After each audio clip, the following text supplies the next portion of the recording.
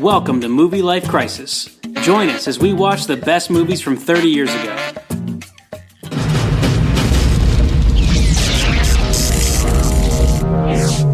Same make. These were taken at the West Highland Police Station, 1984. You were there. Same model. These were taken today. You have to let me see my son. He's in great danger. Get down! New mission.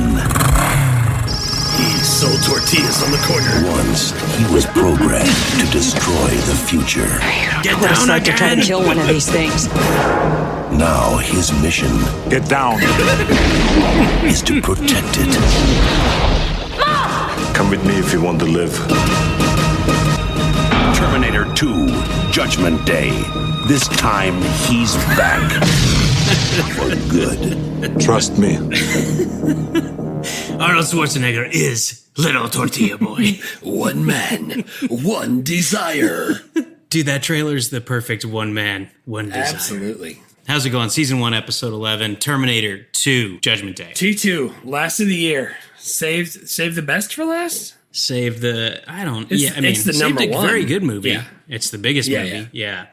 Saved a big movie for last. Last episode of Season 1, 1991 complete. The next time you hear from us will be on 1992, and we got some absolute bangers coming. Fantastic movies. That trailer is visually stunning, and on a podcast, not so great.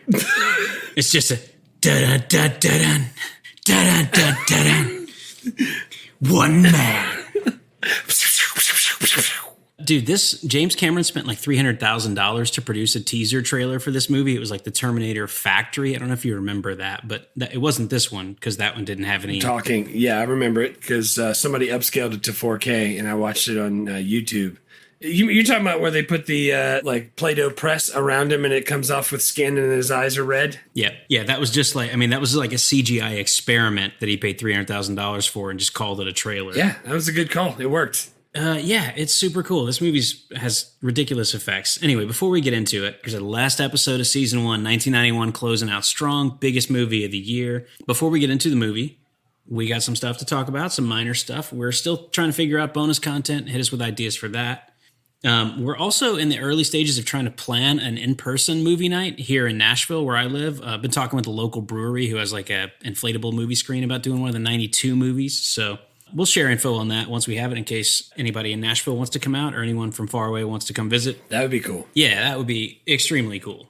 And I got a review for this week as well. Was this a good one? It was a good one. Man, wow. I know. This comes from Apple Podcasts. The headline is A+, 5 stars. Found this podcast through Reddit, and I'm glad I did. I listened to a handful of movie podcasts already, but I really enjoy listening to these dudes and their insight. It's kind of refreshing to find an enjoyable, non-celebrity Hollywood insider take on movies from when I was a kid. Jimmy Dogs for all. Nice. Man, maybe normally you hear people say like, oh, they only leave a review if it's bad. If it's good, nobody ever says anything, but we're getting a lot of good ones. I like that. We haven't had any bad ones yet. Yeah, why do you gotta put that out into the universe, man? Just, yeah. No, it's totally fine. I want to hear what we're doing wrong so we can fix it. Well, yeah, email us that. Don't post that on the Apple reviews. Hit us up on Twitter with the stuff we could do better. That's amazing. If you're looking for a non-celebrity movie review podcast, brother, you are here because we're as non-celebrity as it gets. You don't get more non-celebrity than this. We're the. I don't know what the scale is for famous, but we're zero famous. We're the zero. Nothing. Bottom. Whatever the bottom is. So that's a reminder to everybody else. If you are able to take a few minutes and leave a review on your podcast platform, Apple you can, Spotify you can't. I don't know about the others. Google you can. Good call.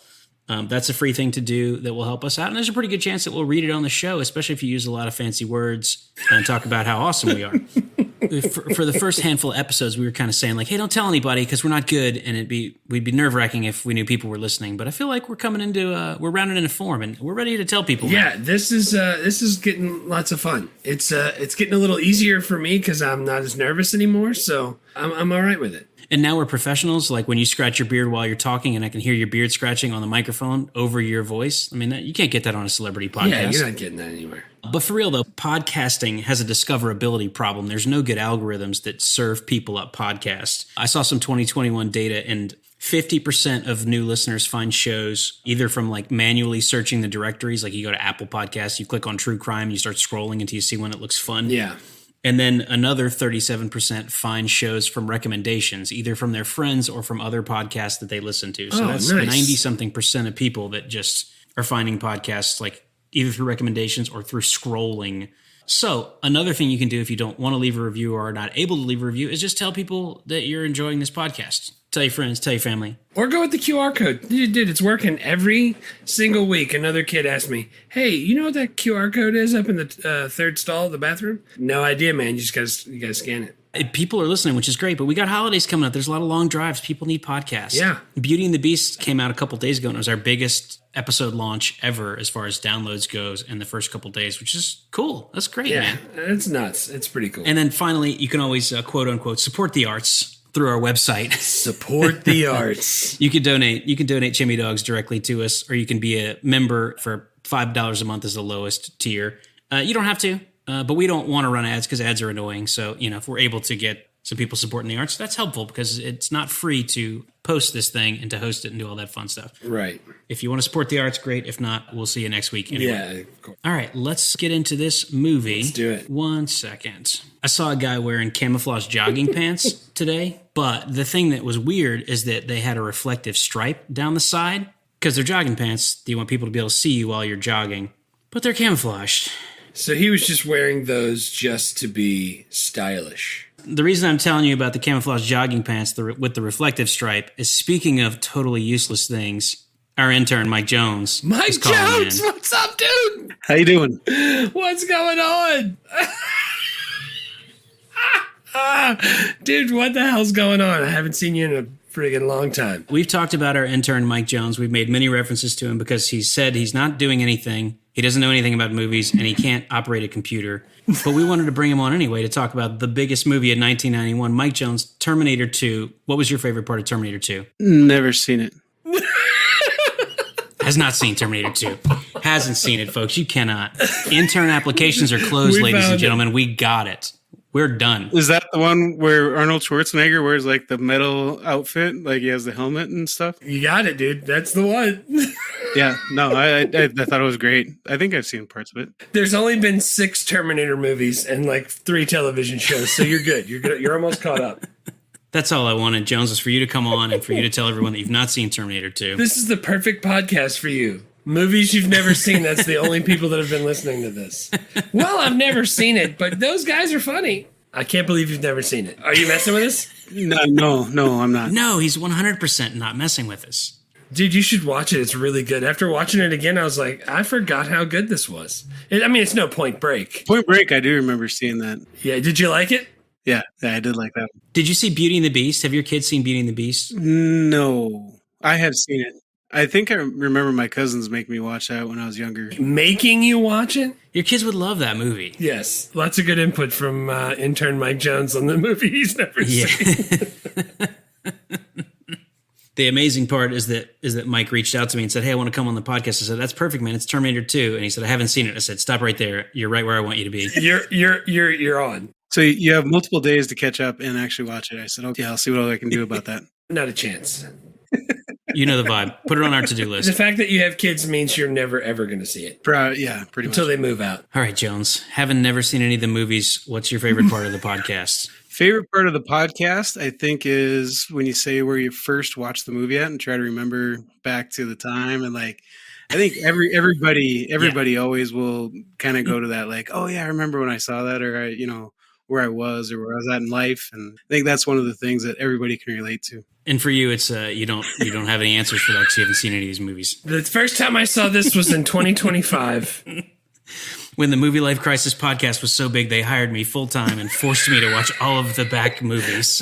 They made me watch them all. I did think about shaving and showing up with like a suit and stuff to the internship, but I didn't. No, there's no need for that. I think we all know where we're at. Follow your instincts. You're doing it perfectly. Don't watch the movies. Don't do any work.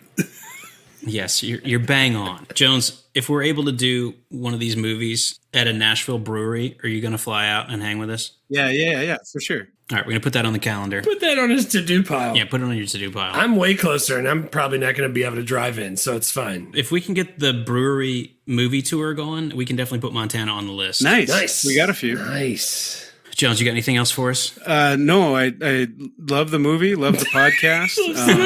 Can he give the quick synopsis of the movie? Yeah, Jones, tell everyone what happens in this movie. Terminator 2, there's a kid that gets beat up by a cop, and then that cop is like, hey, don't tell anybody. And then Arnold Schwarzenegger shows up, and he's like, I am going to save this kid. And then the kid is like, oh, this is my favorite guy ever. And then they go and they try to find that cop. And then Arnold Schwarzenegger's like, whoa, that guy's made out of metal. I remember that part. And then at the end, you're like, whoa, Arnold Schwarzenegger's made out of metal too. And then it ends. That is so much closer than you think. Jones, what was your favorite Schwarzenegger quote from this movie? I'll be back.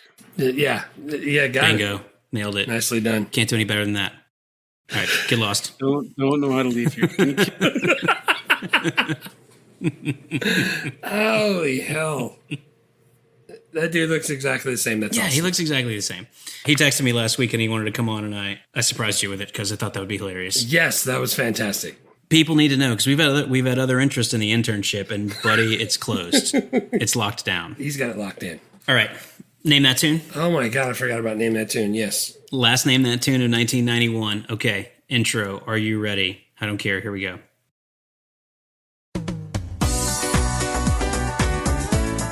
I've been thinking about you. I don't know. John Cicada? I have no idea. You got the title. The group is London Beat. London Beat. I've been thinking about you. Yeah, I knew that. Damn it. I've been thinking about you. I actually knew that one. Damn it. I knew that. When you said London Beat, I was like, yeah, I don't know why I said John Cicada. That was stupid. That's what I've been wanting. I wanted one that you're like, oh, I know that. And then you just couldn't get to it. But John Cicada. John Cicada, Biggin used to always say, that dude has a degree in soul. I was like, what? Then why does he sing that kind of music? I hope he meant Seoul, like the town in Korea. No, he definitely didn't. All right, Terminator 2. Mike Jones has summarized it perfectly, but why don't you go ahead and take a crack at it? So a cyborg identical to the one that failed to kill Sarah Connor must now protect her 10-year-old son, John, from a more advanced, powerful cyborg. Absolutely. Budget? The budget was an estimated $102 million. And then it's had a worldwide gross of $520 million. 520 million, $500 million in 1991 money, which is a quadrillion. Yeah, it's a lot. It's a whole lot. What's the biggest movie of the year by a pretty substantial margin? What was 2? Robin Hood? 2 was Robin Hood, Prince of Thieves, and Robin Hood, Prince of Thieves was like 390 million. It should have. It's that much better, I think, too, than Robin Hood. Oh my God, dude, it's really good. Yeah. I mean, it kind of unbelievable, truthfully. Sequels, spinoffs, a lot. They made 6 Terminator feature films, and there was a TV show, the Sarah Connor Chronicles, that ran, I think, for 2 seasons. Yeah. But yeah, they made 1 billion of these Terminator movies, but only the first 2 were directed by James Cameron. Right. And then I think the most recent one, Terminator Dark Fate, that had Linda Hamilton come back, I think James Cameron produced that, maybe? Sure. But like he was back involved in some kind of way, but the kind of middle chunk of Terminator movies 3, 4, and 5 were all kind of a hot mess. It's a cool idea.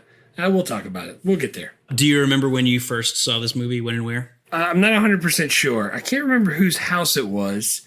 In my old house where my family used to live, back over by the mall, I'm pretty sure I was at my neighbor Patrick's house. They had a Laserdisc player in their living room, and I'm 97% sure that it was on Laserdisc that I watched it. I'm pretty sure that was then. That's really old school. I never had like Laserdisc was like a technology that I skipped over entirely. I was like, good. I was like, oh, I'm going to get a DVD that's the size of a record. I don't think I want that. First time you saw it. I don't remember. I remember being a kid and seeing this. I was thinking back. I think what happened was like movies like this I would come to a couple years later because I'm still a little too young when this movie comes out to have seen it in theaters. But like a couple of years later when I'm like 13, 14 and we start going to rent movies every week, I would just like figure out like Arnold Schwarzenegger, like, oh, True Lies came out. Sweet. Arnold Schwarzenegger's awesome. What else can I rent with him in it? Right. And then I would go like, Terminator 2, that looks awesome. Let me rent that. Yeah. But like, I saw Terminator 2 when I was a kid, and I saw it a bunch of times,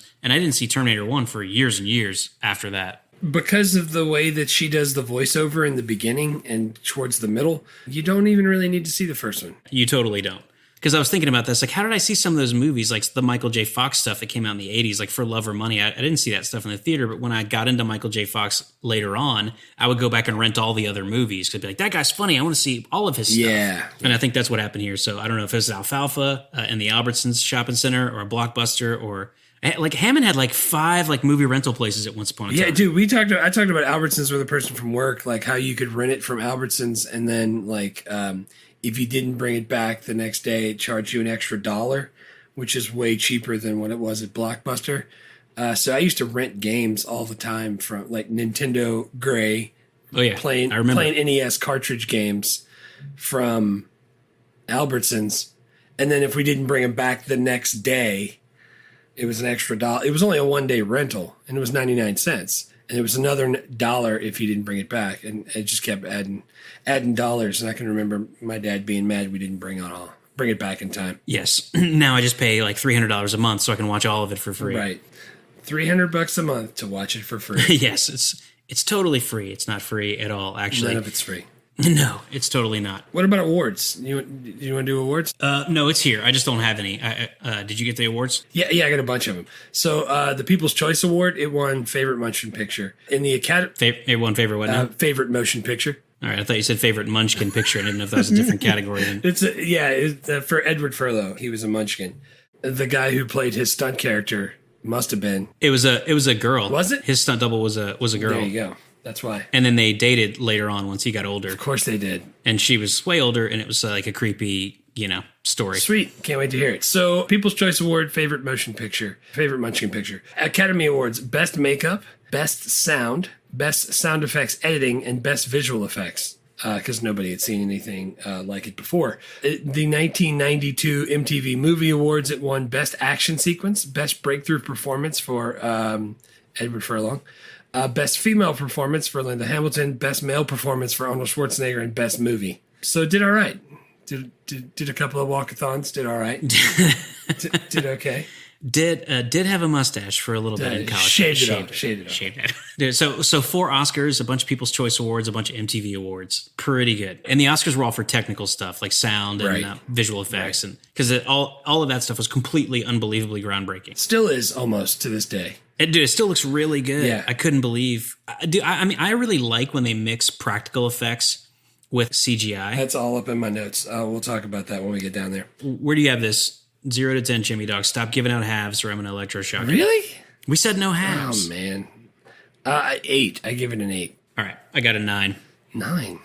Wow. This is better than Beauty and the Beast? Well, I gave Beauty and the Beast a 9. I don't think this is better than Beauty and the Beast, but I don't think it's worse. It's just different. Beauty and the Beast is like 80 minutes of like delightful singing, and this is like 2 hours and 17 minutes of like nonstop action. Yeah, it's pretty awesome. Like they're different. I backed myself into a corner a little bit because I gave Cadence, I think, an 8, and I know I kind of need the halves, but how long can I go before I start giving out 8.2s, and I just can't. No, I was going to say half is the only thing, because if you're going to take a bite of a chimney dog, you're biting half of it, so that's why I figure half would be okay. But no, I'll go with 8. We could talk about that for season 2. Maybe that's a big change we make. The big breakthrough change.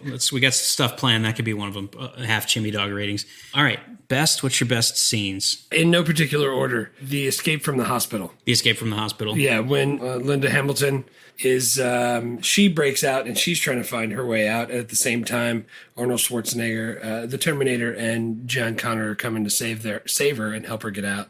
All at the same time, the T-1000 is wreaking havoc and mimicking people and kicking ass. Plus, that was the time where he walked through the bars as the liquid metal, and then his gun got caught, though, which really sold it at the end. God, it was a friggin' genius move. That was so good. So the T-1000, Robert Patrick is like the police officer, is the form that he chooses to take, but he's like a shape-shifting, like liquid metal Terminator, and there's a point in this particular scene where he like just straight up walks through like a jail cell looking bars, but he can't take his like gun with him. He can only take his clothes.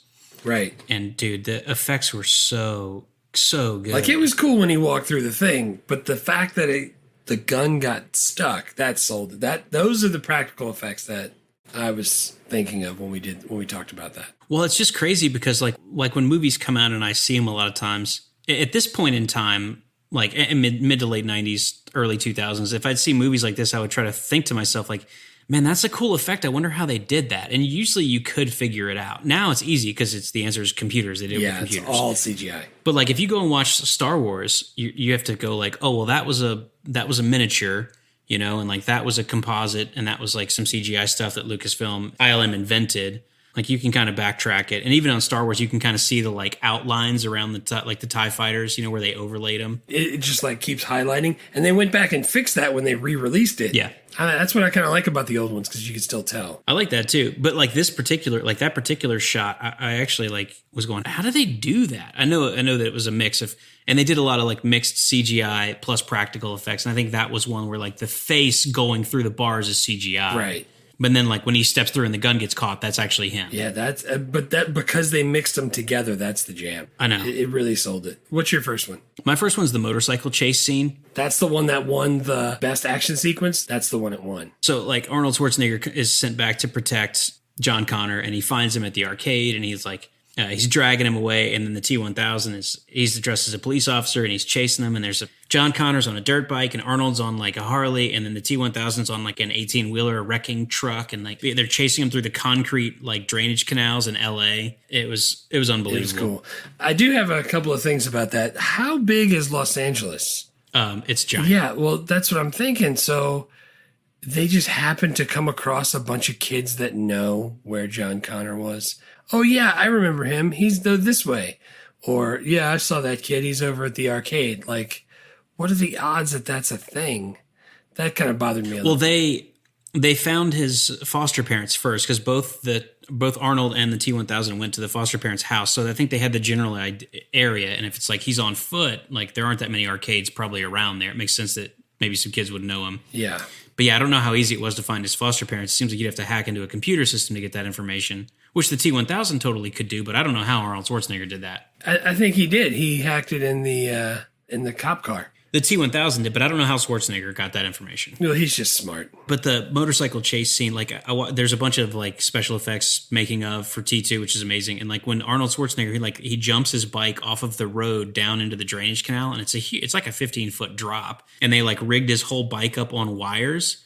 And they had some kind of like counterweighted system. So when the bike hits, like it actually happens, but it's suspended on wires. So the full weight of the bike doesn't hit. Only like 200 pounds hits, but you could see the bike like hit and spark and bounce. So it looks real, but it's not. It looks wicked there's some wires involved. The whole thing is crazy. I don't know if you remember me talking about this when we talked about whatever movie it was, Point Break maybe, where when it's a slow motion action sequence and it's a stunt person. And you can tell it's the stunt person. Totally tell it's not him. That drives me bonkers. Like, I don't know what else to do. Put a helmet on him. Yeah, it's friggin' Terminators don't need a helmet. He's the Terminator. He's not wearing a helmet. He's got a metal head.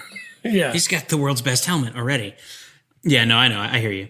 If it's me and it's like I don't get the shot of him ramping a motorcycle into a drainage ditch because I can tell it's a stuntman, just give me the stuntman. I'm cool with it. Look, it was a great effect. I really liked it. I could just tell it was not him, and for some reason it bothers me. Also, when he grabs John Connor off his bike and puts him in the front of his, pulls him onto his bike, I could kind of tell that it was just a video screen behind him of the truck driving. But again, it's 1991 effects, and I'm picking the movie apart because I'm looking for stuff like that. I probably could have told that if I was looking for it, but I didn't notice it. I mean, I know that James Cameron said they shot a bunch of effects like that, like where the T-1000's chasing him after they escape from the asylum, and he like jumps on the back of the car. That whole thing, most of it is either shot from inside of the car back, or it's shot from the side. And James Cameron just said like, yeah, you put a screen behind it, and that way you can just broadcast the background, the moving background on the screen, and the car doesn't actually move. It just like bounces up and down. It's just two people shaking it outside of it. But he said like, and we do that at night because at night it's almost impossible to tell. And until he said that, I was like, I've seen this movie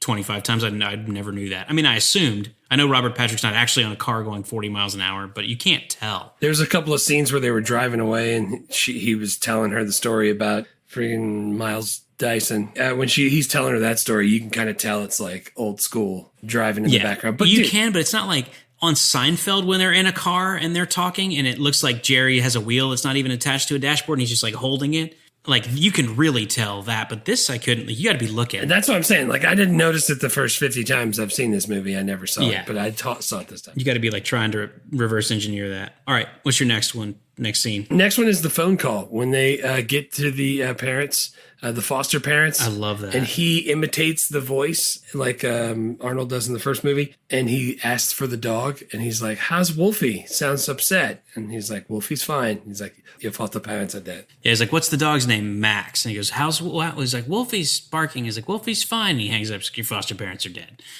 Ah, that was so good. And right before that, when he says he needs a quarter and he just punches the corner of the phone and all the change comes out. I like that part too. What's your next one? Another one I had was when they were in Mexico. They had their little, like... freedom fighters? After they broke Sarah Connor out of the asylum, they went down to, like, Mexico, and they're just hanging out in the desert, and, like, she's got a bunch of guns buried, and the guy's got, like, a burnt-out helicopter and a bunch of trucks, and it was, like, a little palate cleanser between, like, action set pieces. They're just kind of hanging out, and, like, Arnold Schwarzenegger picks up the little tiny kid, like, by the back of his overalls and just holds him at eye level, looks at him. Yeah, holding the kid. Yeah, I like that. And it's in Mexico, man. Vaya con Dios, my brother. Vaya con Dios. Vaya con Dios. I mean, that was like the most boring part of the movie, but I also thought it was cool. Like, it was a nice little breather. Yeah, I liked it. And was that not the same? Was it in Mexico where they stopped at that gas station and like she was like pulling the bullets out of his back? I don't know if that was on the way or if that was once they were in Mexico, but they definitely stopped at like a burned out gas station in the desert so that she could pull out. That part was cool too. That part was cool. All right. So my third one is when Miles Dyson dies. And he's holding the detonator to all the explosive stuff that's in Skynet's thing. And he's like, he's doing that breathing thing where he's like, and he's like breathing really fast. And he's like, I don't know how long I can hold this. And then the guy realizes what's going on and he tries to get out of there. And his breath just slowly gets more and more sporadic. And then he just drops it. Oh, man. Yeah, no, that was awesome. I mean, so that was like, they're going to like prevent Judgment Day by going to Sarah Connor's going to go assassinate Miles Dyson, who's the guy who's going to come up with all the stuff for Cyberdyne, and Cyberdyne leads to Skynet. Skynet leads to the Judgment Day, and then it's the machines trying to kill the people. Spoiler alert: the machines are going to win. They're better. They're better at killing than people are. They don't need food. They don't get tired. They don't stop to do podcasts. They just freaking murder all the livelong day. Yes. But Sarah does not kill Miles Dyson, and then they go, well, maybe instead of killing him, we can just go there and just wreck all of the Cyberdyne data, and then it won't happen. And it's just like 14-minute section of them just destroying an entire building, and Arnold's like taking down helicopters and miniguns without killing anyone. With miniguns, without killing anyone. And that other gun, what's the gun he's got where he puts the one bullet in at a time and it goes thump and it blows up? Yeah, it's like I don't know what that's like. It's like a little like mini grenade launcher or something though. It like shoots like an artillery round. It's really cool. The guns in this movie. I saw one of the behind the scenes featurettes. You could tell I went deep on the behind the scenes featurettes. Yeah. One of the like Hollywood like prop guys said like basically like we used more types of guns on this movie than we've used in my entire career. That's awesome. Because normally it's like, hey, we need everyone to have a machine gun. It's like give them all the same one. Who cares? But it's like, nah, the SWAT team has one type of machine gun. The cops have a pistol. Sarah has a rifle. Arnold has 4 or 5 different guns that he uses, and then like everybody had different stuff. That's awesome. I like it. I do too, man. It adds to the like reality of the whole thing. Everyone's got different stuff. And like when you're writing, you don't just write like Arnold shoots at cops. It's like, no, he has a minigun and then he also has like a grenade launcher. And those are the 2 things that he uses. Yeah, that whole part was cool. Well, they built like, because the building they shot that in was 2 stories. And I think they built 2 more stories just so they could blow them up. That's a huge explosion too. I like a nice explosion like that. I like when you can tell they just set up like 12 cameras and blew it up the one time and caught it from all the different angles because they're like, holy crap, we don't want to mess this up. We can't blow up this building again. Yeah, we can't blow up the bridge on the River Kwai a bunch of times. We just got to set up a bunch of cameras and get all the coverage. Just do it the once. Right. What's your last one? I didn't have a third one, honestly. What? I mean, I was thinking about it. I don't want to be stuck to 3 because there aren't always 3. I just want to like I won't go beyond 3. But if I only have 2, I'm just going to write down. There's a bunch of other stuff I liked, but there was nothing else where I was like, I got to put that on the list. Right. Those were my 3. I couldn't think of anything else where I was like even the end when they're fighting in the factory. I'm like, yeah. I wanted to put that because that's a lot of people's favorite, but it's not really like it's not a favorite. I mean, I liked it. But it wasn't my favorite either. It's another favorite. It's just not as much. Not as much. It's not as much favorite. Yeah, it's another favorite, but not Grape. as much favorite. Grape. Grape. Or cherry. Or cherry if you don't have grape. Both are good. What are your quotes? I feel kind of crappy saying this, but the whole "I'll be back" or "Hasta la vista, baby," those are the ones everybody's going to pick. Yeah. I put those down because that's what you're supposed to put down for this. But there's a part where he promises not to kill anybody right before they go into the hospital, and he shoots the guy in the legs. And John Connor's like, "I told you not to kill anybody," kind of thing. And the Terminator just turns and says, "He'll live." Every time my kids get hurt. And Kat's like, "Will you go get him some ice or something?" I'm like, "He'll live." And then now I just say it like the Terminator. I'm like, "He'll live." But I ended up sounding more like, "Upon closer inspection, it appears I am wearing loafers." What's that guy's name? McGonagall. No, not McGonagall. Because he gets results, you stupid chief.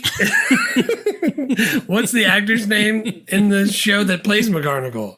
Joe's going to be mad we don't know it. If only we had the intern still here to look it up. So he'll live. I say that, and I think about the Terminator, whether I sound like him or not. That's what I say. What's your first one? All the quotes are Arnold Schwarzenegger. I don't use any of them. Most of them are like, but you can't. This is one of the Arnold's most quotable movies ever. I mean, "Come with me if you want to live." "Hasta la vista, baby." "I'll be back." "I need your clothes, your boots, your motorcycle." Like, there's so many iconic Schwarzenegger quotes in this movie. I can't wait to use the Arnold Schwarzenegger audio that we have to promote this. I know, I was going to say we hired a guy on Fiverr to do a bunch of like Arnold Schwarzenegger quotes, like tying into the podcast. We've played some of them at the, like on the outro.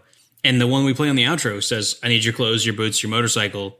Yeah, and it sounds really good. It sounds really good. But the guy uses all of these quotes. Arnold says 47 words in this whole movie. He has 17 lines. I think I have about 30 of those words written down for quotes. Well, then my other quote, my third quote, there's a part where John Connor realizes that the Terminator has to listen and do whatever he says. So he's like, "Stand on one leg," and he lifts up one of the legs. And right before that, he was yelling, "Help." So these two guys come walking over, these two like muscle-bound dudes come walking over. And then John Connor's like, "Dude, buzz off, just forget about it." And he's like, "Hey, man, F you little dipshit." And he's like, "Did you call moi a dipshit?" And he turns around and looks at the Terminator, and his leg's still up in the air. And he's like, "Put your leg down." So when he says, "Put your leg down," that's my other quote. Dude, that's stuff like that is so, it was literally like Simon Says, like he just freaking kept his leg up the whole time, wearing leather pants and a leather jacket. And these two meatheads are like getting into it with his little 10-year-old kid. Hey, "Did you call moi a dipshit? Put your leg down." Like, he turns around, and as soon as he sees it, he's like, "Put your leg down."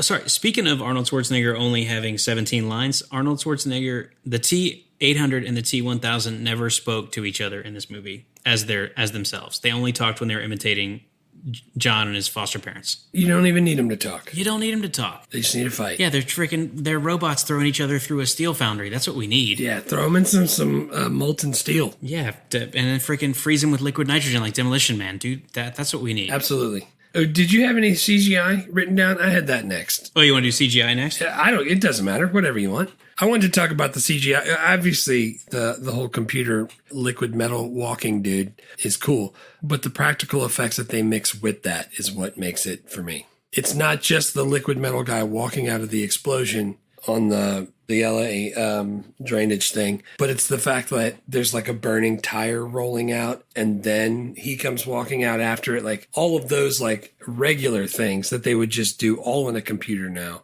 It looked good together.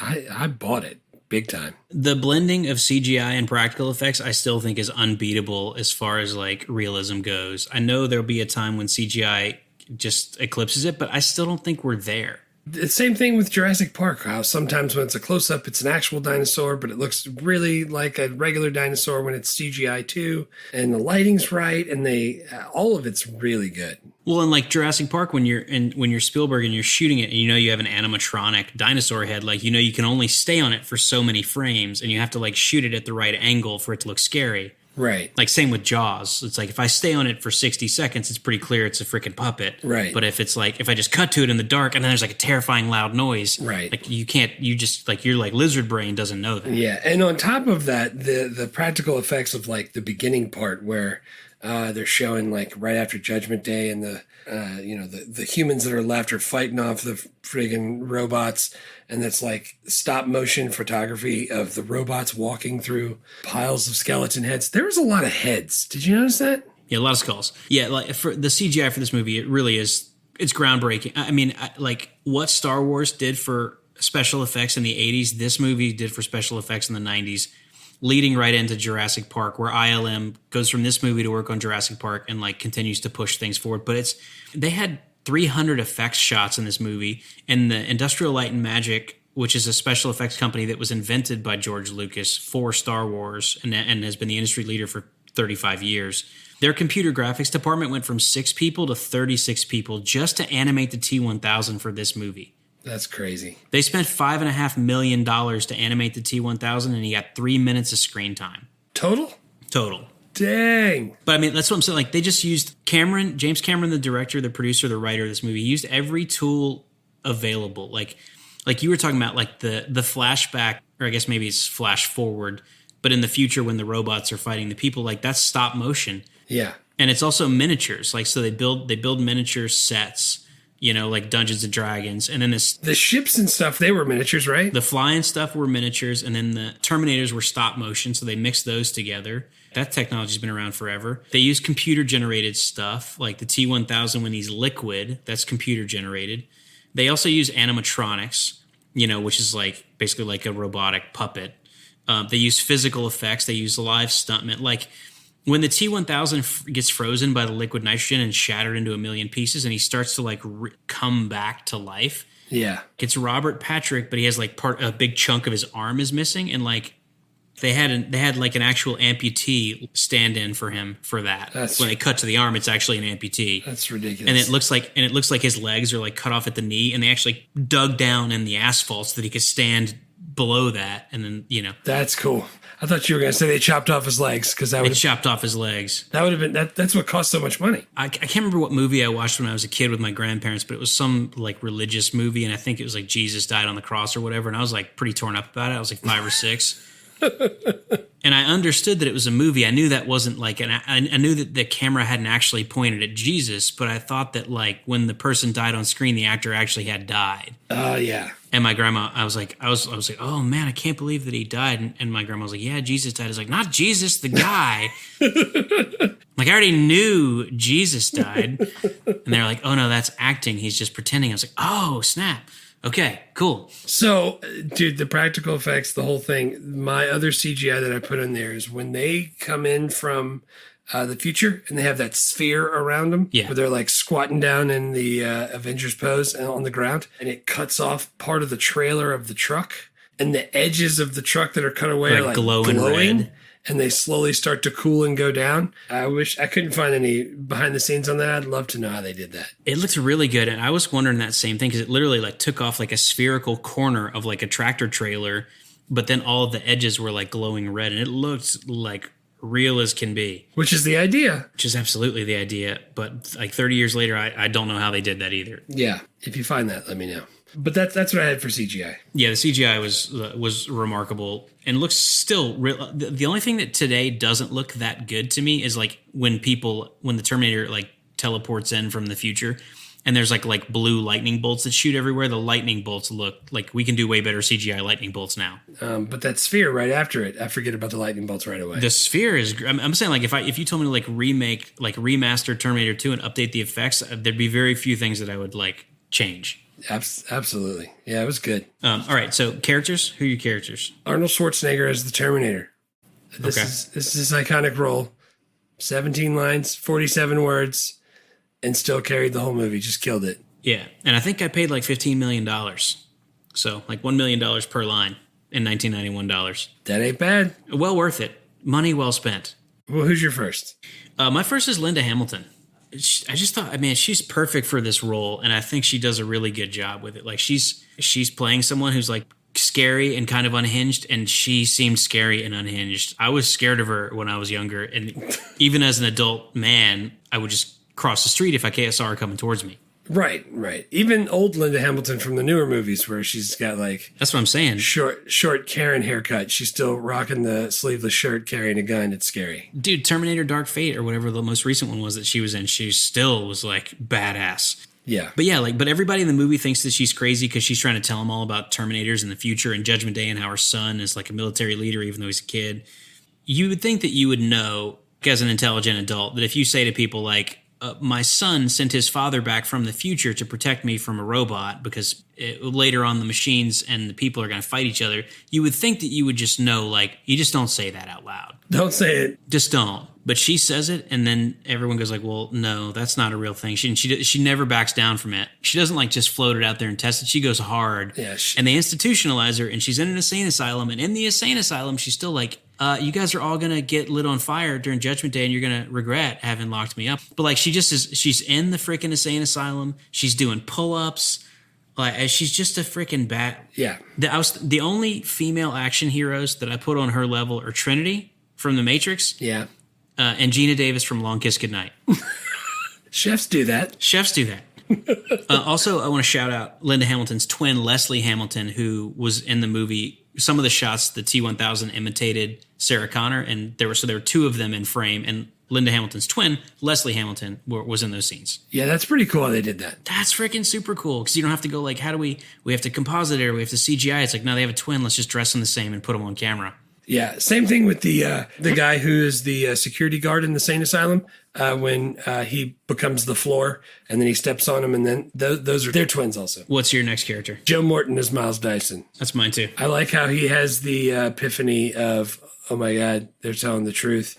Sure, it took Arnold to cut his arm open, which, again, speaking of practical effects, how do they do the thing where it looks like the knife's gone into his arm and it's also making a bloodline? I think that that's one of those like where the knife itself has like a little blood capsule in the tip, and so you're just kind of pressing it around like that. That looked really good. It looks really good. That was another like ridiculously good practical effect because he pulls it off and he's still moving the fingers. Yeah, when he's holding that you can kind of tell is a different, but in the beginning you could tell that's really Arnold's arm. There's like the whole torsos in the frame, and he's just cutting it, and I like the way that looked. But when he has that epiphany and decides, yeah, we should try to shut this down. Yeah, he has the apostrophe. Right. He has the apostrophe, and he knows, hey, let's fix it. Dude, I was trying to think of where I knew Joe Morton from. Bunch of stuff. Yes, but there's one thing in particular that I know him from that I was able to remember, and that's Speed. Oh yeah. He's the police sergeant in Speed. The road's not finished, Jack. 1994. Prepare yourself. Oh, man. Can't wait. It's coming at us. What's weird is it's not that long ago we watched Blues Brothers 2000 for some reason. And he's in that. That's what I remembered him from. Nice. My last character was Robert Patrick. He was the T-1000. Dude, he was so well cast. Yeah, he was perfect for this. He was because he's not that big. Like, he's not like Arnold Schwarzenegger is obviously a physically imposing human being. Robert Patrick is not, but he was terrifying. But he's super fast. Did you hear that he caught the motorbike? So, like, when John Connor hops on his little dirt bike and starts pulling out of the parking lot, and T-1000's doing that thing where he just runs at him with his head completely still. Yeah. He kept catching John Connor. So they were like, all right, now just count 1,000, 2,000, then go. And he still caught him, and he was like, all right, back it up again.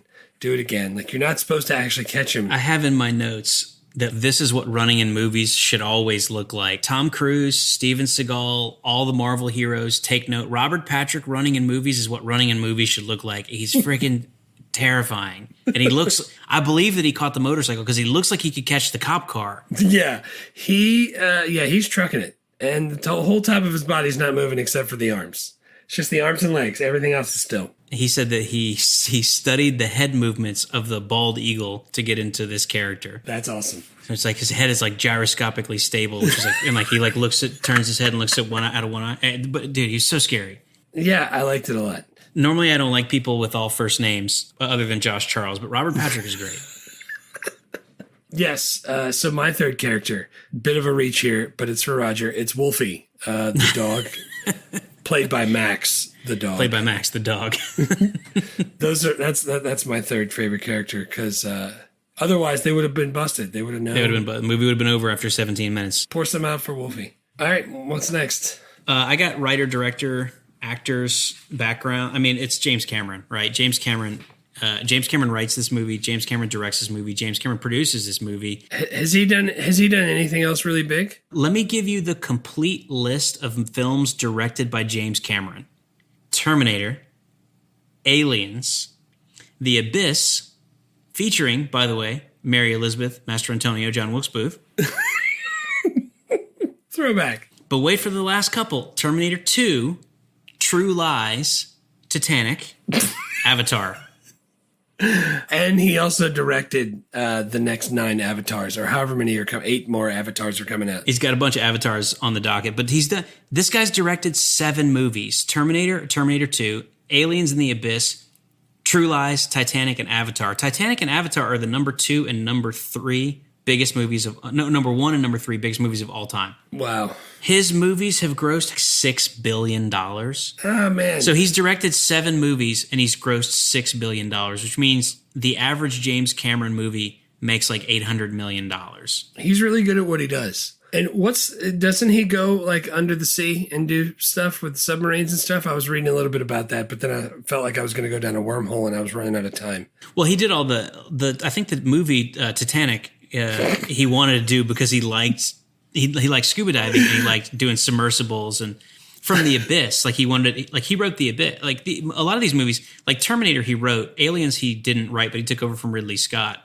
Yeah. The Abyss, he wrote. Terminator 2, he wrote. Like I think he's just like, hey, I can make really cool stuff. I like to go below the ocean. Let's go look at the Titanic. And he went and did a bunch of dives to shoot the actual Titanic. Nice. Before the movie came out. And then I think he was like, well, I have the footage. Maybe I just do a movie about this. That worked out good for him, too. Remember that one was on 2 VHS? You had to stop halfway through and put the second VHS in? Yeah, it was like 3.5 hours long. It was the most expensive movie ever made. And of course, it made even more money than... Like, James Cameron is a huge cultural force. I mean, like, you talk about Spielberg is probably, I think, the most famous, like, most well-known action director. Spielberg's done like 30 movies. James Cameron's done 7. I'm gonna ask my kids tomorrow if they know who James Cameron is. There's no shot. I'm gonna get back at that's the weird thing is he's done such big movies and they probably don't have any idea who he is. But anyway, James Cameron's basically a one-man army for this movie. He writes it, he directs it, he produces it. He talks Arnold Schwarzenegger into doing it. Schwarzenegger, one of his conditions is he doesn't want the Terminator to kill anyone because he's like, if I'm going to be a good guy, I don't want to kill people. And so the Terminator actually doesn't really kill anybody in this movie. The closing sequence of this movie where they're like fighting inside of the steel foundry, like they built that whole set in miniature. And then James Cameron had like a little tiny like thumb camera with like a light on it. And he would shoot the mini set with the thumb camera to figure out like what stuff he needed to be able to look at and like where everybody was going to be positioned. Jeez and Pete. This is how much of a maniac this guy is. I mean, James Cameron, he's done a lot of cool stuff, but let's not forget he also produced the movie Point Break. Via con Dios. It all comes back around. Always comes back around. He's lucky somebody didn't quit that movie by throwing their badge in the ocean. What else you got? Anything about the actors? Any background actors? No, I didn't. The other thing I had was the score. The score was really good. Really good, yeah. Brad Friedel was the composer, and it was. I mean, the weird thing is it's not melodical at all. It's just all like bah, dun dun dun dun, but it works perfectly, and it scares the crap out of you. Every time the silver things come closed on all the trailers and stuff, and it says T2, and that like orchestral hit happens. Yeah, I like that. Yeah, it's really good. What else you got? And critical reception. Did you get that? I didn't get it. No, I didn't get that. It's good. Everybody loved it. It's the #1 movie. Everybody loved it. It did really well. Other stuff, just like bonus good stuff that I had, like the lever action shotgun that Arnold Schwarzenegger uses, the one where he like flips it around. Yeah. That's such an iconic gun that like even now, like it's in Fortnite. It's in Call of Duty now. Jake saw that gun and he was like, oh my gosh, guess what? I was like, yeah, I know. It's in Fortnite. That's how big this movie was. 30 years later, they're still putting that gun in video games, and they're using the animation that Arnold Schwarzenegger did where you like spin the gun around, which guess what? That's not how you cock that gun. That's not how you do that. No. That's not going to work. Yeah, he cocks it like the right way. Yeah, when he's shooting him off the back of the car that time when they're leaving the insane asylum. Because he doesn't have room to spin it around inside of his car. But he would have. He would have spun that thing around. He would have spun it like a helicopter, like Petey Pablo. Other good stuff, like this movie had voiceover. Sarah Connor provided voiceover which you don't really see a lot of, and it can be really poorly done. But I actually thought it was well done in this movie. I thought it really like set things up well. Yeah, I think if you don't need to see the first one if you can hear her say that. Right. It does move the story along and show you what's going on. Because otherwise you're kind of lost if you don't have that. Yeah, I didn't care that much about the flashbacks, but I actually thought the narration was pretty cool. It was well done, and it like served a valuable purpose. The last thing I have for good is that Robert Patrick, the T-1000, takes the form of a police officer, and like the police officer as the bad guy was pretty subversive in 1991, but now actually looks pretty prophetic given what we have seen from police in the cell phone era. Right. But the crazy thing is this movie takes place in LA in 1991. That's like the exact time period as the Rodney King beating by the LAPD and then the Rodney King trial and the acquittal that triggered the riots. So I'm trying to think of like what it was like to be in LA and see this biggest movie of the year and see the like bad guy as a police officer while you're seeing like Rodney King footage of him being beaten and then the cops being acquitted. That's pretty wild. Looking back on it, it's like, damn, that was a good call. Yeah, I like that. I never even put that together. All right, give us our fake Hammond ad reading. With the Christmas season quickly approaching, Toggery Shop has all your men's clothing needs. All your favorite brands in stock from Lacoste, Tommy Hilfiger, Polo, and Izod. Come get a pair of pleated Bugle Boy khakis with a solid dark-colored button-down paired with a beautiful handcrafted silk Tabasco tie and a sport jacket. Come visit any of our one locations from 10 to 6 Monday through Saturday and leave looking the best. Look for the Art Deco sign on Thomas Street in Hammond. Toggery Shop, dressing you for school dances since 1923. Man, I there's no question that before like St. Thomas Homecoming, I'd go to Toggery Shop, get like a new Tabasco tie, wear it with my pleated khakis and my blazer. Absolutely. It was the look. And if you go back and look at it, you wonder how that was a thing. I have pictures of it. You should totally post those. I'm sure I have posted them. Yeah, I can put them out. All right, so the worst. What you got? What's your first worst scene? I didn't have any worst scenes, honestly. I mean, this movie's long. It's 2 hours and 17 minutes, and there's a director's cut that's 2 hours and 38 minutes. It's long. But there's not a lot that I really wanted to take out. I didn't love the flashbacks. I understand why they were important, but I feel like I could have done with less of that. Yeah. I don't know, man. Did you have worse scenes? What was yours? I only had one worse scene, and that is when John Connor would teach the Terminator dirty words. Yeah. I know, like, it's funny to watch Arnold Schwarzenegger as a robot say, like, whatever the dirty word was. I didn't think that needed to be in there. All my other worst were just questions of why. Like, stuff like the skeleton heads. Why was there so many? It's just piles of heads. Second thing was John Connor is almost 11 years old. He's really advanced. Wait, so you're saying John Connor is advanced for an 11-year-old? I'm saying John Connor is 10, almost 11, and he's driving a motorbike, and he's hacking ATM machines. He's hacking into ATM machines. Yeah, and your kid is 10? Yeah, he's 9. I don't think he's hacking ATM machines. I don't think he's... He's not. No. He just gets excited when Uncle JT's on Fortnite at the same time as him. I know, that's what I'm saying. It seems like I know John Connor's got a lot of training from a young age, but that is awfully advanced for... Super advanced. He's like working on his dirt bike, and then he hops on his dirt bike and he goes and breaks into an ATM. I mean, I thought that was badass when I was a kid because that's how old I was when this movie came out. But looking back, now that your kid is that age, it's like, oh yeah, that's 14. Yeah, I could see that. But 11? Maybe 14. That's a little bit. But he wasn't even 11 yet. He was almost 11. I'll be 11 next year. I'll be 11 next year. No, I totally, I get you. And the actor obviously was not 11. The actor, like this movie took so long to film that like Edward Furlong's voice was changing through like the second half of the movie. They said they had to pitch correct his voice. They had to make it higher to match with the first half of the movie. Linda Hamilton had to start standing on boxes next to him in scenes because he was getting taller. Worst characters? Do you have any worst characters? I do. Can I just say one more thing though about the whole paradox thing? You want to do paradoxes now? Just the whole. I put that under the worst scenes because like the whole idea of send a guy back in time to stop the Terminator from killing your mom, and he ends up being your dad, so he has to be sent back in time or you never exist. That whole, and then it's just a constant loop, and then Judgment Day has to happen, otherwise John doesn't send the Terminator back to stop send his dad back to stop the Terminator. Like, I just don't get it. That whole idea Like in some movies, there's a paradox, but they fix it. Why send another Terminator to kill John Connor? Why not send one back to 50 BC and take him out there? I like it when the time travel is more clean than this. Couldn't they just go back to 100 BC when everybody just has shields and spears and kill all the humans then, when nobody can fight back? Well, yeah, but that doesn't. I mean, if you're a machine, you don't win by killing humans before humans like develop language. Then you don't ever exist. Do you win by wiping yourself out of existence? You want to go back. You want to go back as few years as possible to get the outcome that you want, because you don't want to mess with the timelines too much. You want to go back as little as you possibly can, because you don't want to create a future that you're not in. Right, but couldn't they send the processor back with them into the past, and then they just make a machine world, and then from there we make the Transformer movies? Yeah, I mean, I don't have any. This movie to me they don't have any paradoxes. I mean, this is the Back to the Future time travel method, where it's like when you go back and change stuff, and then you go back to the future, things have changed. Right. Like that's fine. I'm fine with that. The other method is like every time you change something, you spin off a parallel universe. Either way is fine. I don't care.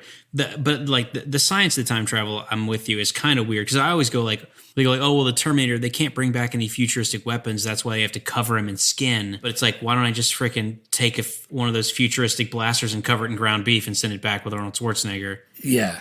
Like if that's all, I mean, he's metal covered in skin. Yeah, why don't I freaking wrap a machine gun or some prosciutto and send that back with him, and then really wreck some stuff? Like it does. I mean, it doesn't make, the reality is that it's for storytelling purposes. If Arnold Schwarzenegger comes back with his futuristic machine gun, the movie's not very interesting.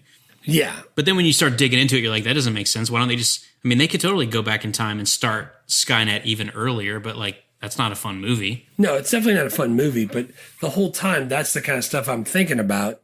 And then I realize, I haven't even paid attention to the movie for the last 20 minutes because I'm wondering why they haven't sent back prosciutto weapons yet. This from the guy who like really likes all of the Michael Bay movies and all the Fast and the Furious movies. I can't wait until we get to those movies when we can start picking things apart. Those are spectacles, though. I can pick stuff apart. This one it has the spectacle. It has the special, in quotes, or italicized effects. It has that specialness to it, but also it has a good plot. But when he sends his dad back in the past to stop the dude, that means that Judgment Day has to happen every time. He can't ever stop Judgment Day, right? Well, that's the kind of philosophical underpinning of the movie, right? Is that the future can't really be, it can be shifted around, but things that are going to happen, which is a kind of... And doesn't that happen? It seems like I remember seeing one of the newer ones where like all the missiles go off. Yeah. So like Judgment Day happens anyway. It has to happen. In the Terminator like canon of movies, Judgment Day always happens. The date shifts around, but it always happens. Yeah. How come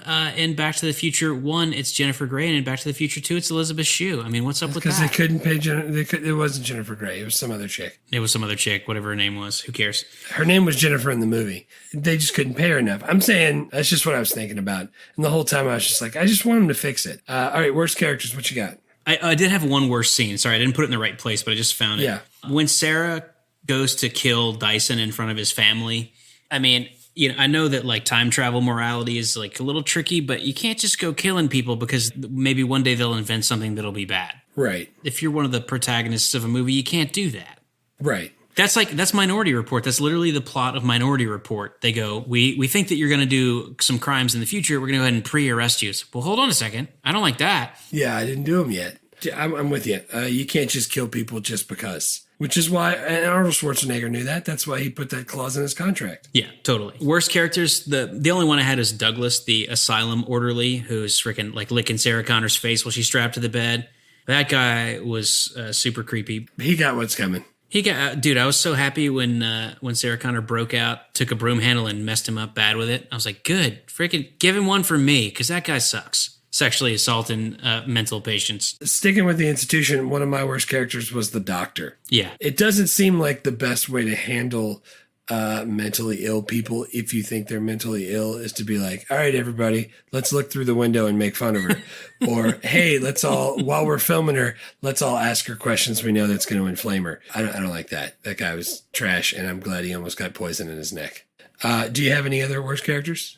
I didn't. It's just that one guy. I was like, good, freaking hit him again with the broomstick. I hate that guy. I know you need to have John and Sarah Connor, but something about him I just didn't like. I don't know. Something about Edward Furlow, he seemed like a douche to his foster parents. Yeah. He was like Kevin McAllister in the beginning of Home Alone. He was just like a jerk. Nobody liked him. And Sarah Connor, I don't know what I don't like about her. She's just scary, I guess. I don't know. They're not my favorites. I didn't love John Connor. I didn't love that part. I didn't love Edward Furlong. I thought he was pretty good, but he's also kind of an annoying little kid. I guess that's sort of the point. But I mean, all right, what you got for worst CGI? The only one I had was the lightning bolts. Like all the CGI is so good, but the lightning bolts is the only thing where it's like, that looks like 1990 CGI. Yeah, it does. The screen behind the vehicles, like that we talked about earlier. Yeah. I noticed it this time because I was picking it apart. So I put that down. And the stunt actor, when you could see them in slow motion. But when you again, can see the stunt man. What are you supposed to do about that? Yeah, I don't know. Old tech. What did you get? A shitty laptop and an ATM machine. There was a video game, Afterburner, he was playing. Do you remember that one? Yeah. Where it like rocked back and forth, and it was a fighter jet. That was fun. And I had one more. It was a really big satellite dish outside of somebody's house. Oh, nice. I missed the satellite dish. Do you remember when they were really big in the yard, like pointing at the sky? Yeah, they were freaking ginormous. Like if you like pushed one over and filled it up with water, you'd have a hot tub. Yes, they were super huge. I had Miles Dyson's computer at home where he's working. It doesn't look like that computer would run Microsoft Paint. And he was like building the freaking arm for Cyberdyne and the chips and like they had all this. Isn't it amazing what they could do back then? Yes, it was ridiculous. I mean, I know they sent people to the moon on even worse computers than that, but it's just what other worst do you have? I got nothing else. All right, I got a couple minor things. This is like not just for this movie, but it really annoyed me during this movie. The sound mastering for home video drives me fucking bananas. What's wrong with it? It's so like I don't have like 7-channel surround sound. I just have a television with speakers built into it. And when they're talking, I have to crank the volume up to like 40. And then as soon as shit starts exploding, I have to ramp it down to 8 because my teeth are rattling. So I spend the whole movie with one hand on the volume control of my remote control. And I'm going, the future's terrible. Why can't we fix this? You totally, it seems like they could. That I have surround sound.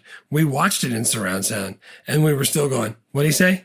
Who's that guy? What'd that guy say when I said, who's that guy? What'd that guy say when I said, who's that guy? Oh, I remember how this ends. No, I mean, if you give me the audio file from a movie, I can fix that so easily by compressing the sound.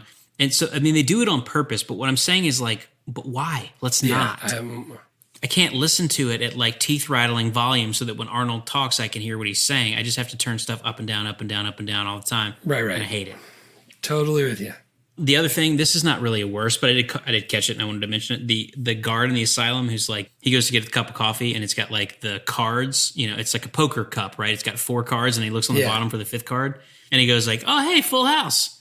And he like yells out to the like, hey, Dolores. The lady at the receptionist. He says, hey, I got a full house. He didn't have a full house. He did not have a full house. He had 2 jacks and 2 aces on the cup. And when he checks the bottom, you can see that it is a queen. That's 2 pairs. That's not a full house. It's not a full house. James Cameron, what the hell are we doing, man? You get spend it together. this much money, get it right. The only other thing I had for worse is the movie's just long. I mean, I didn't have a lot of stuff I wanted to take out of it, but 2 hours, 17 minutes. Like when I was sitting through it, I was like, man, this thing still got 35 minutes left. Yeah. If I didn't have anything to do and I'm just there to watch the movie, which is what old Jimmy Cameron's hoping, I think it'd be fine. But in where my life is today, I don't have 2 hours and 17 minutes all at one time. It felt really long. Well, I mean, that's kind of what I was thinking. It's the same thing. It's like if I could go to the movies and I'm 25, or even if I'm my age now and I don't have any kids, it's like 2 hours and 17 minutes. I'm having a blast. I'm like on the second barrel of popcorn. Right. Like I've had 70 ounces of Coke. I'm loving it. But like now, like 2 hours and 17 minutes, like I don't have it. I'm going like, can we spend less time in Mexico? Can we tighten this up a little bit? Can we cut some flashbacks out of here? Yeah. Can we tighten this up? Yeah, that's a good call. That's all I got. That's a good call. I liked it. What else you got? Hi, I'm Troy McClure. You may remember me from such films as Smoke Yourself Thin and Get Confident, Stupid. Oh, man. Get Confident, Stupid. Did you have any cameos for this? No, I didn't. Did you? The only one I had, it's not a cameo really, it's just kind of a bit part, but Dean Norris was the SWAT team leader in the Cyberdyne building. Dean Norris is the bald guy who is in Breaking Bad. Yes. I do know who you're talking about. But in this movie, he's credited. He has a line, but he's like wearing a SWAT face shield the whole time. You can't even tell that it's him. I just like saw him in the credits. I was like, oh, sweet, Dean Norris was in this. Yeah, now that you say that, I recognize him. But he never takes off his face shield. You can't tell that it's him. But I just thought it was interesting that he. That's awesome. Yeah, I didn't have anybody written down. So I think 5 questions, right? Is it okay for kids? No, not even a little. They say they drop a lot of F-bombs. There's a lot of killing. A lot. There is, the guy licks the girl, what's her name's face. Yeah, he sexually assaults the patient while she's strapped to the bed. You can see their butt when they come back from the future, Male nudity. if you want to count that. There's a lot of cigarette smoking, cigar smoking, tequila drinking in the beginning and in the middle in Mexico. There is just a lot of violence. If your kids are okay with a couple of F words and violence, but don't want to see sex like true Americans, then this might be okay. But I would say 12 is the age, maybe 13. 12. All right, cool.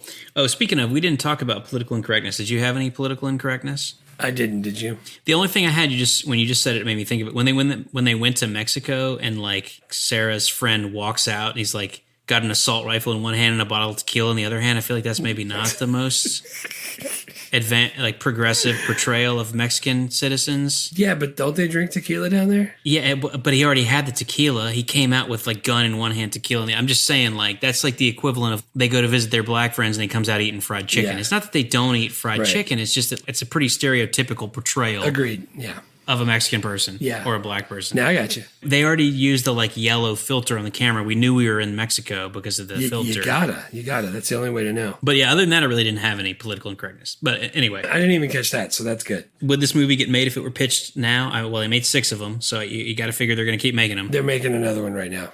Arnie already signed on. Good, count me in. Yeah, agreed.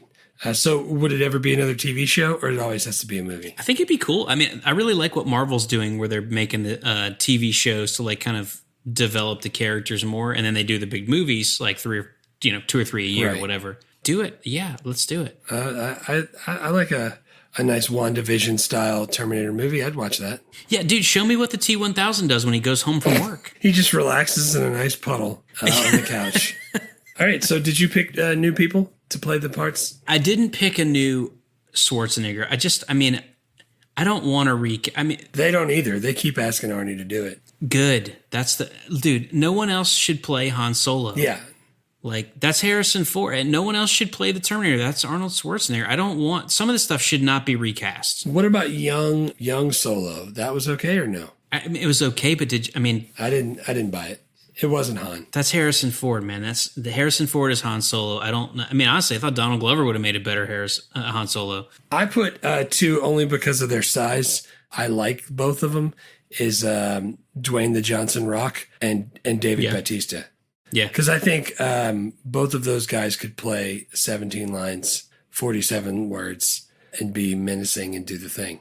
I think Dave Bautista could actually do it better than The Rock. The Rock actually is like too expressive to play the Terminator. Yeah, he is pretty expressive. What about Sarah Connor? Did you come up with something for her? The one that I came up with for her is not necessarily like she couldn't be as scary as Linda Hamilton is, but I think she could be as jacked as Linda Hamilton is. Remember how ripped Jessica Biel got for Blade Trinity? Oh yeah. I was just thinking like, because she could still get into that kind of shape. I was like, she could be pretty convincing, like from a physical standpoint. Yeah. Sarah Connor. I don't know how well she could play the role. So I gave 2. So I picked Gabrielle Union because she's not scary at all either. But for some reason, I don't know if it's because I just watched Bad Boys 2. I was like, she could play that. And then if it was old, I want Angela Bassett to play her as old Gabrielle Union. That'd be great. Because she is jacked. She still has muscles. Yeah. That'd be awesome. What about John Connor? Did you replace that? I don't know. I don't know any 10-year-old actors. I don't know how to. I don't even think it needs to be a 10-year-old actor. I think you can change it enough to where you could make it, the person friggin' 15 or. I liked when Christian Bale was the grown-up John cool. Connor. I thought he was a good John Connor. I wanted a girl. I picked Millie Bobby Brown. I think she would be a good John A. Connor. I don't know. Pick a female name. Janet Connor. Joan Connor. Joan! That's the answer right there. Joan Connor. I don't know. I just think if we're going to change it up, you change it all the way up and you do the thing. She's a little bit older. I think she could still play a kid. Yeah, I'm totally fine with all that. Can you still watch and enjoy this movie in 2021? Yes. I was clapping my Dorito-stained forearms together the whole time I was watching it. Hard yes. The effects hold up so well. And it's just, I mean, I said it like when we talked about doing this movie. I think this is the best action movie of all time. I still think that after having watched it. It was good. It was a lot of fun shoot 'em up stuff. There's a lot of fun of chasing people.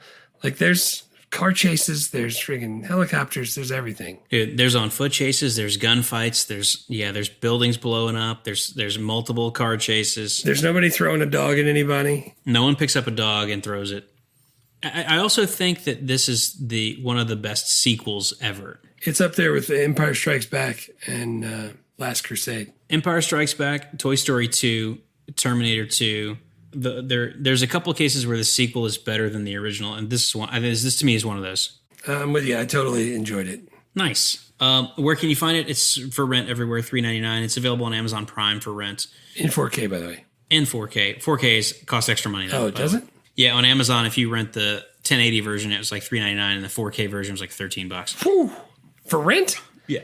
Yeah. Jeezy, crazy. That finishes up Season 1, 1991, Can't Movie believe Life it. Crisis. I can't believe it. And so that was only 11 episodes because we started late. We started late. So now this next season, we're just going to... Next season, we're gonna be able to hit 25 movies at a minimum. So, and 92 has got some absolute jams. So here's a couple that we got for 1992 that we've talked about doing. I'm just gonna throw them out there. A Few Good Men. Yeah. Sister Act. Yeah. Wayne's World. League of Their Own. My Cousin Vinny. White Men Can't Jump. Cutting Edge. School Ties. Bodyguard. Boomerang. Passenger 57. Unforgiven. Under Siege. The River Runs Through It. Mighty Ducks. I mean, we got some absolute killer movies coming next year. Super fun. I can't wait to just watch them. Dude, same, man. I'm so excited to be able to start watching these movies.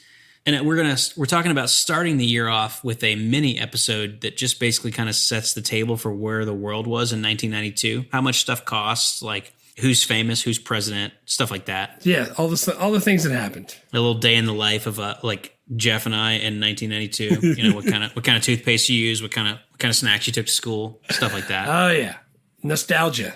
I got nothing else. What you got? I got nothing else. We'll see y'all in 2022. Yeah, I'll be back. I'll be back. Don't listen to them. Share this podcast with everyone. I need your clothes, your boots, and your motorcycle. Stay tuned next month for the next movie. Hasta la vista, baby.